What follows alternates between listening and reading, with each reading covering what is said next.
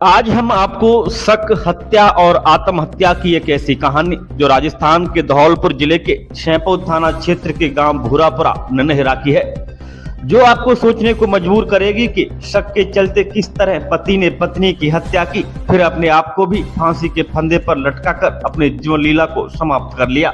यही पार्वती का बेड़ है जहां पर दिनेश ने फांसी के फंदे पर लटककर अपनी जीवन लीला को समाप्त कर लिया।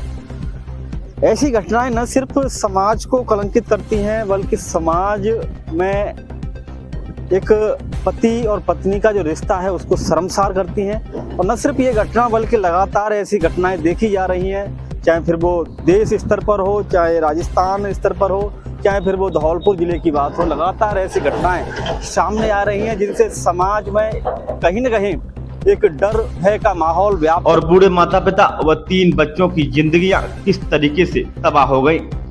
पूरे मामले की हकीकत जानने के लिए चंबल प्रभा की टीम पहुंची ग्राउंड जीरो पर।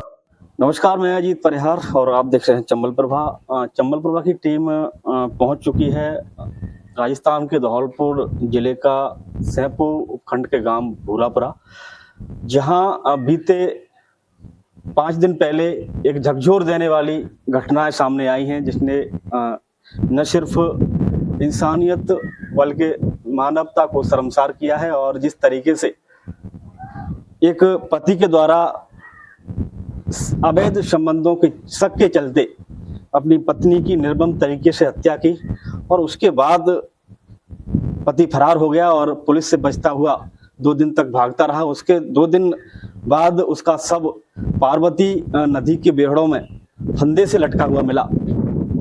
इस तरीके से दोनों ने, पति और पत्नी की जिंदगियां दफन होने के बाद अब सवाल ये उठता है कि उनके 3 बच्चे हैं, उन 3 बच्चों की जो जिंदगियां हैं वो अपने आप में खत्म हो चुकी हैं। क्योंकि जिस तरीके से शक के चलते दोनों की जिंदगी खत्म तो हुई है, लेकिन उन नौनिहालों की जिंदगी जिनकी अभी शुरुआत भी नहीं हो पाई है, उन शुरुआत होने से पहले ही उनकी जिंदगी खत्म हो चुकी है। हमने सच्चाई जानने की कोशिश की दिनेश के माता पिता बुआ से इस पूरी वारदात को लेकर। क्या कहेंगे इस पूरे मामले को लेकर? यूँ कहेंगे कि मोड़ा माए मर गो था और माए माले भी पियरिया से ले गई और मोड़ा मारे गए सरे माले ले गई और पसी जिस जीवर मोड़ी को तूताई ले गई, नाज कनु का ले गई, भैंसे ले गई। मोड़ा लड़का आपका मारा गया है या उसने आत्महत्या की? अब ऐसा मारा ये कहू ने मारे गए टांग गए। उसका शव था वो फंदे से लटका हुआ मिला है, तो प्रथम दृष्टया ये पाया गया है कि उसने आत्महत्या की है। आत्महत्या वो मार तो टांग गई वरना को तो किसने मारा है? जो गुज्जा भाई ने मारो है, गोरे लाल ने मारो है। आपके घर से क्या क्या सामान ले गए? काम गत्ते ले गए, सब मौड़ी की जिनसे बात ले गए, कपड़ा लत्ता ले गए और नाज कनुका ले गए और बासन ने भर ले गए। कची छोड़ो नाने नो नहीं कहाँ कही। अब क्या खा रहे हैं? अब खा रहे हैं गाँव मारे दिमाग मांगा खा रहे हैं। 50,000 रुपया ले गए और गाँव मारे दिमाग लावत है खा लेते हैं। तो आप देख सकते हैं ये जो दिनेश जो मृतक था उसके पिता हैं, जिस पिता के सामने अपने पुत्र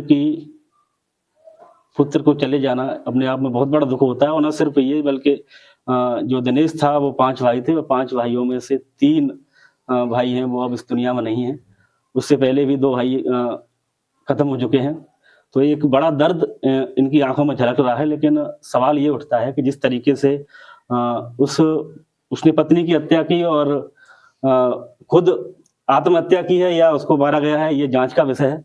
लेकिन जो भी है वो पुलिस और प्रशासन इसकी जांच करे और जिससे कि जो वास्तविकता क्या है बाहर निकल के आए। और अब हमारे साथ उसकी माँ मौजूद है। क्या नाम है? दे क्या कहेंगी? ये कछु ना छोड़ो मोड़ा मत दो, कछु छोड़ो ना घर में चम्मच तो लकड़ ना लत्ता जींस किसने नहीं छोड़ा है? कछु ना छोड़ो कुछ। किसने? वो गोरे लाल ने सब करवा गुज्जा की सब पांठी डोली है, सब चल रहे हैं रात के 12 बजे पिए रखी। बहू को आपके लड़के ने मारा था, क्यों? बहू मारेगा वो भैया, मुझे ना पता मारी के मरी। ये तो वो पता ना हूँ मत ही नहीं होगा ये रहेंगे। ये जो संबंधी महिला है वो यहाँ मौजूद है, क्या नाम है? मुन्नी, कौन लगती हैं आप दिनेश की? दिनेश की बुआ। क्या पूरा मामला हुआ, क्या जब ये घटना हुई जब आप यहाँ थी? मेरे सामने 80 कट्टा गेहूं किए बिन बल्ले गए और फ्रीज टोर का डार गए, सिंधु का नोच नोच का डार गए। कौन कौन ले गया? गुज्जा के गोरे लाला ने भरवाया उसको सामान और चार छह खोज तो मेरे भाई के है और 6 खोज बिन के है, बिन ले गए। और लड़की की गोद भरी गई, मटर माला, अंगूठी, कोंदनी, तोड़ियां बिन ले गए। गोदा के कपड़े ले गए, 50,000 रुपया ले गए। और चुंदरिया कचू छोड़ो ना बिन में घर न्यो ना छोड़ो का जे आज रोटी करके खा लेंगे। खटिया खटिया न्यार कूटनी मशीन मोटर सब कचुए मानो में ले गए। 3 ट्रैक्टर में सामने भर के गए, मैं हती जाई। दिनेश के द्वारा मथुरा को पीट पीट कर मारा गया, इसमें सच्चाई कितनी है? सच्चाई इतनी है, ये भी बताया गया है कि वो दारू पीकर आया था और दारू पीकर अक्सर उसको पीटा करता था। मद्दबैयन की लड़ाई है, सुन लो सामने की बात तो हूँ कर सकता हूँ। आयो और बिन के जोर गो मोड़ा राम राम लइए बहू ने 5 छिए और यूं कहिए कि बू आ जाओ बैठ जाओ, मैंने बाले रही आए रहूं फिर हूँ ने बिन के जोर बैठे हूँ तो जी रोइए हूँ आया हूँ, मोई तो लाश डरी मिली है।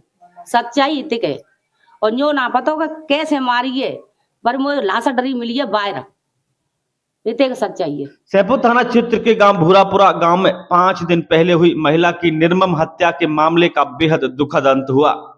पत्नी मथुरा देवी की हत्या के बाद से फरार चल रहे आरोपी पति दिनेश कुशवाहा का शव जब पार्वती की बेड़ों में पेड़ से लटका मिला तो घटना की सूचना मिलते ही सैदपुर थाना पुलिस मौके पर पहुंची और शव को पेड़ से उतरवाकर सामुदायिक स्वास्थ्य केंद्र की मोर्चरी में रखवाया।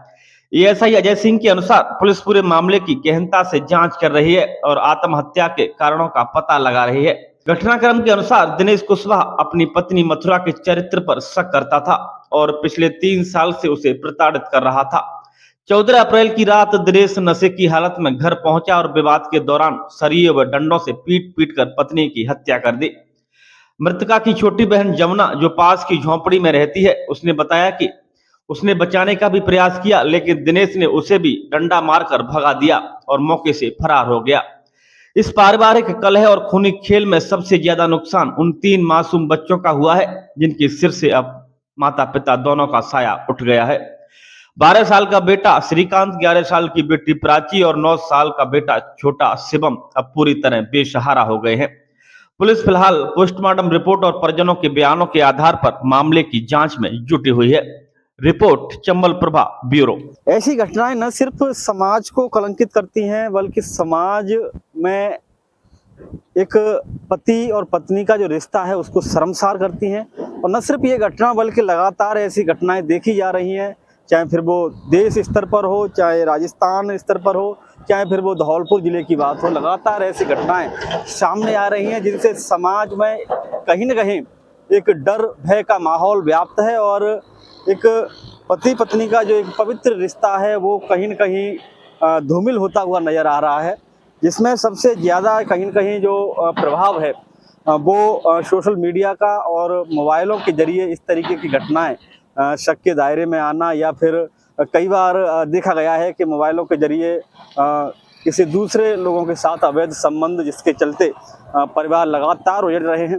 तो चंबल प्रभा लोगों से ये अपील करता है कि कहीं न कहीं महिलाओं को सोशल मीडिया से दूर रखा जाए, जिससे कि जो समाज एक अलग दिशा की ओर जा रहा है उससे बचाया जा सके, समाज के लोगों में जो एक माहौल पैदा हो रहा है उससे बचा जा सके और जो परिवार लगातार टूट रहे हैं, परिवार लगातार खत्म हो रहे हैं, उनको भी रोका जाए। तो फिलहाल के लिए इतना ही। सहयोगी राहुल कुमार के साथ मैं अजीत परिहार, नमस्कार।